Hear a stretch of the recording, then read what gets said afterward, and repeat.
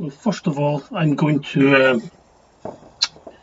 make the frame of a new bed. Now this bed's going to be 180 centimetres long by 90 centimetres wide. So I'm going to take this 180 centimetre long piece of wood and cut it in half. So I've got my two 90 centimetre ends for the raised bed.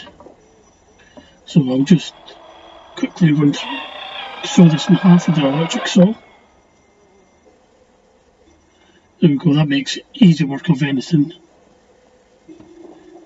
And it uses the same batteries as my strimmer, so I've only got one set of batteries that I need. So I now need to screw the sort of pegs onto the ends. These are the pegs that are going to be hammered into the ground to keep the bed in its fixed position.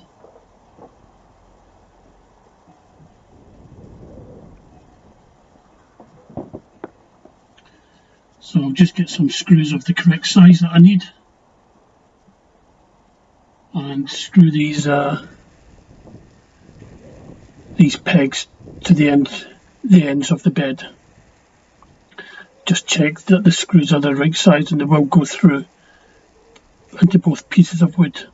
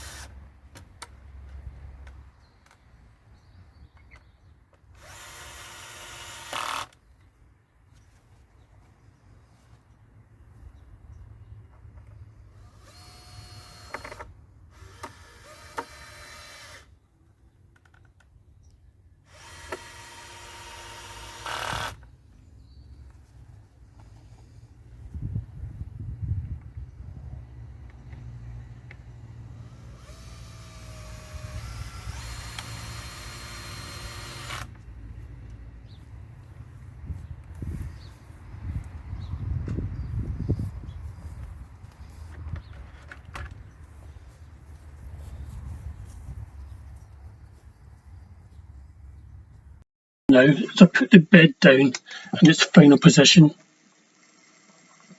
Then I go around the outside of the bed and put a pole at each corner. Then from the bottom of each pole I tie a piece of twine so that this will now mark the outline of the area of grass that needs to be dug out of the ground. So I think this is the last one. You can see me just putting the string in the ground around the pole, and when I'm digging from above I have now got the outline of where I want to dig. Obviously I will move the wooden bed frame out of the way before I start digging.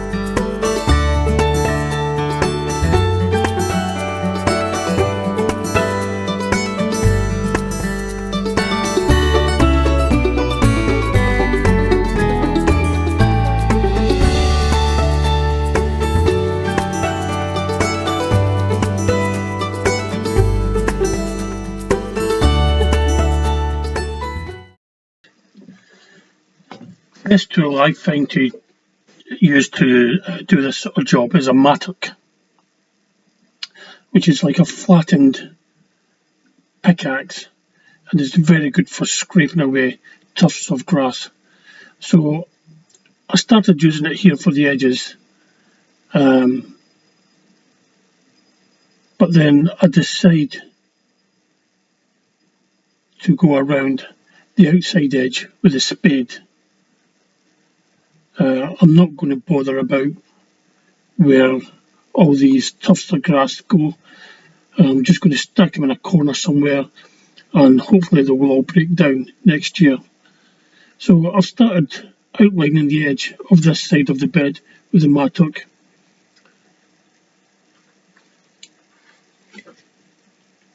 But I'm still a bit unsure about whether that's the way I want to go. So I try switching tools, going back to the spade and using the spade to go along the string marker between the poles and sort of edge the grass, put an edge on the area I want using the spade. It's a little bit quicker than using the mattock because once I've got the edge in the place I can go round with the mattock and remove all the grass, all the top grass.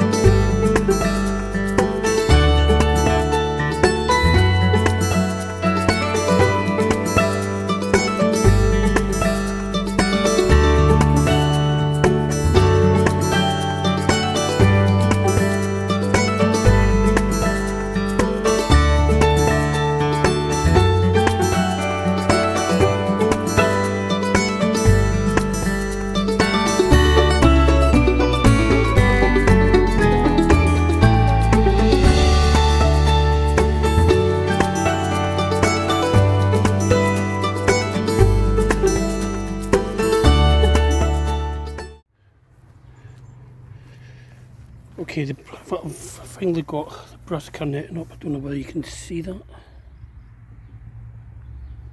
So I've got my red cabbages in, a few cauliflowers, and some kale. I'm going to get hoops and I'm going to make another similar net this side, and get the rest of my brassicas in there. I've just got those in there so the butterflies don't get them. Okay, let's have a look, see what we've got in here. We've got a couple of little beetroots trying to come back after the slugs. Perpetual spinach is in there, as I said, trying to come back after the slugs. The pak choy, there's a bit of the pak choy there, and there you just see the white stalks of it. That one there's gone to seed. So then I've actually put in some more pak choy seeds yesterday.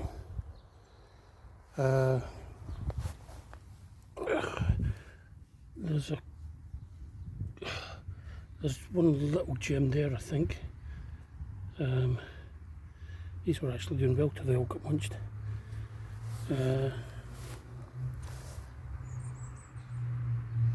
I've got a single rocket there, and I've got some chard there. Also got some Swiss chard in there. It seems to be doing okay. I've never tried chard before, but it seems to be fairly resistant to the slugs.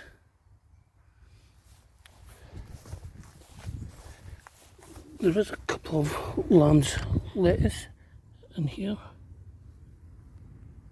These are weeds, but I think these are lamb's lettuce as well.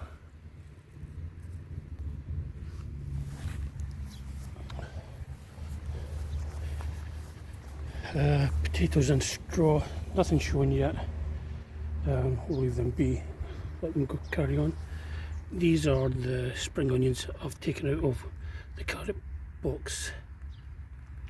So there's just a few in there. 4 lines of carrots put in yesterday. 2 lines of Amsterdam Forsen number 3. And 2 lines of Autumn King, and there's just a little clump of spring onions there. This rhubarb, as you can see, the slugs have had a good go at this. I might actually take a few stalks, because there seems to be a lot of stalks there. Down here we've got the peas. And these are doing okay. As you see, they've all come up, and there's quite a lot of peas here.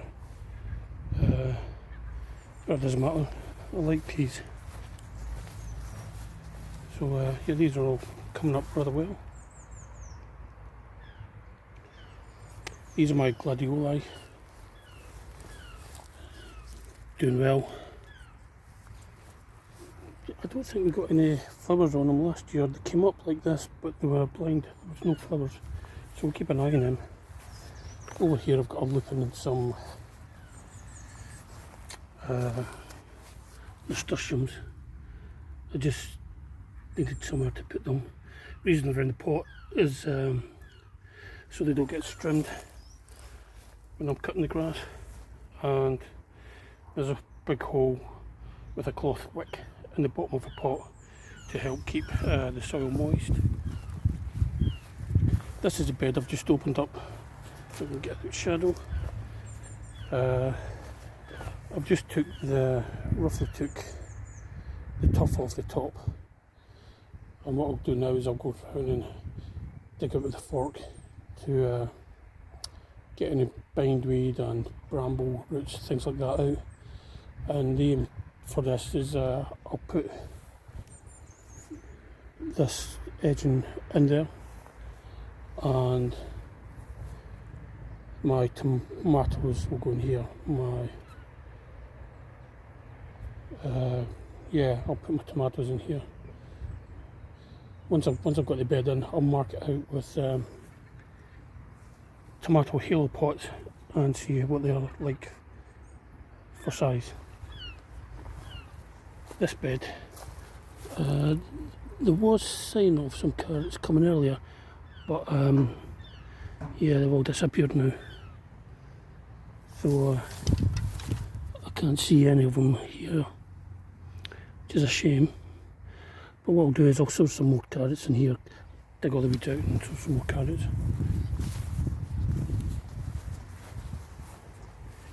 These sweet peas are a dead loss.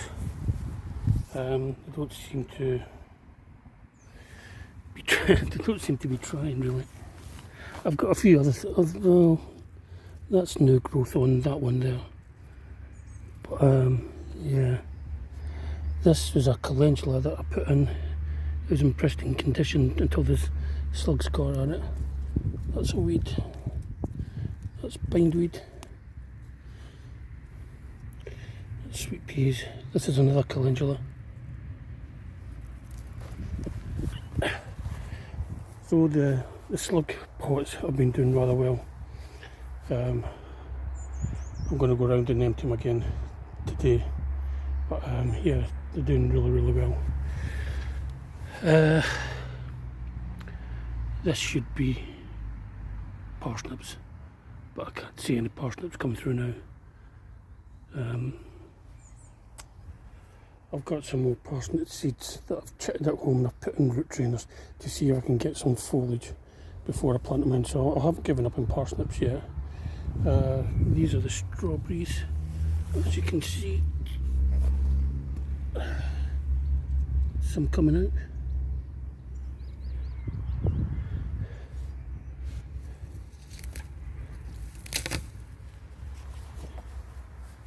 Yeah, I'm not expecting great things off the strawberries this year because of they were transplanted and they were left out for quite a long time.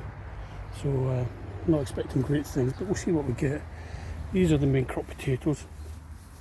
As you can see, they're all starting to poke their head through the straw now.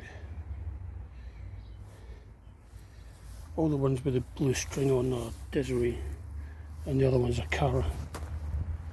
I've also gone old school and I've put 3 potatoes in the ground there, purely because I ran out of pots. Garlic's doing okay, could do with another bit of weeding, and another job for today is to weed the onion bed. It's, I can't even, yeah, it's far too many weeds in that. Over here we've got gooseberries. Oh no, there is. I don't know whether you can see that. Got a few small gooseberries.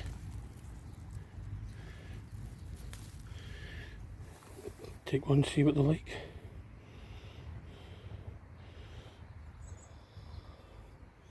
Nothing on the raspberries yet, still too early. But yeah, they're doing good. They were a good crop last year. Oh no, the gooseberries not ready. Blueberries. We've got some blueberries on here.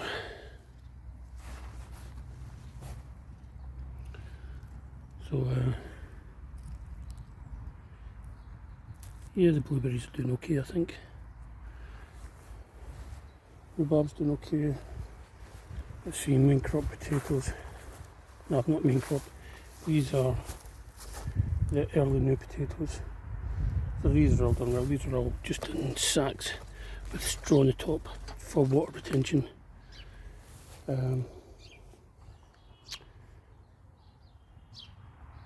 Don't know if I'm going to grow any squashes in here this year. But I haven't decided yet, but I haven't ruled it out. Okay. These are Gourmet's Chili Challenge that I'm doing with Dolores. Plants have been doing a lot better since I brought them down here into the greenhouse. But no flowers yet, no chilies. Some of them, the sweet peppers, What's this one? This is King of the North. Well, they were down at the bottom when slugs were getting in, and they were just getting decimated. We've got tomatoes there, and tomatoes there as well. These are the Alicante. These will be going out soon, hopefully. These are the pak choi I sowed yesterday to replace the ones that all got slugged. So I've got, this is mostly all just chilies and sweet peppers. And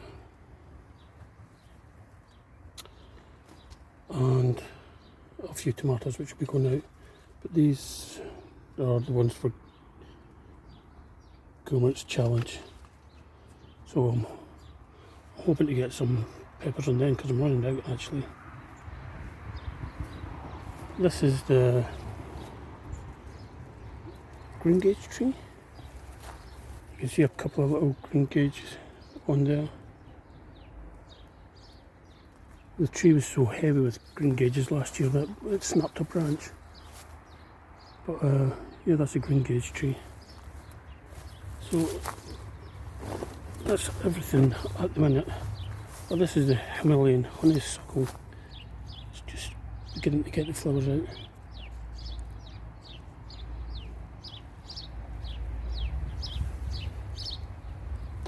But yeah, this is the state of things at the moment. As you're probably aware, we had a very cold and dry April, followed up by a very wet May. But now we're here. Here we're at bank holiday at the end of May, and we've had a glorious weekend of sunshine. So it looks like summer's finally here at last. So that's the May roundup at the minute. I do have some other things at home. So I've got some more brassicas at home that I'll be bringing up when they get to a reasonable size. And they'll be going down there, excuse me. But for the moment, I've got to get back to digging that bed out for the tomatoes. So I was going to film it, but it's just too hot a day and the cameras were getting too hot. So I'll show you what it's like. I'll give you a quick peek right at the end. So bye for now. Well, there's the finished result. Got the bed in, got it all raked nice and flat, and put in the tomato halos.